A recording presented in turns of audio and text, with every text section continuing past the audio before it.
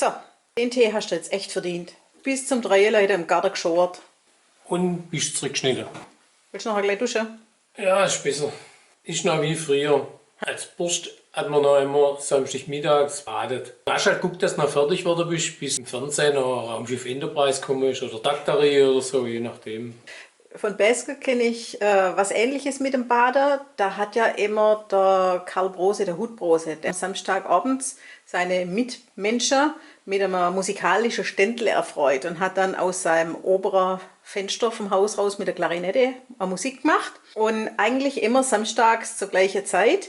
Und jemand, der am Marktplatz aufgewachsen ist, hat gesagt, wenn ich den gehört habe, dann habe ich gewusst, jetzt geht es nicht mehr lang, dann kommst du in den Badwanne und dann musst du ins Bett.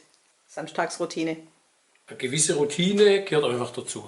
Und wir nehmen jetzt unseren Kaffee, ist auch unsere Routine. Nachmittagsroutine. Mit Brezel. Ja. Gut, bis dann. Tschüss. Tschüss. Hey Leute, hat's euch gefallen? Dann guckt doch öfter mal in meinen Kanal rein. Oder auf meine Homepage, da hat's ein ganz nettes Programm. Bei uns ist nämlich etwas Butter.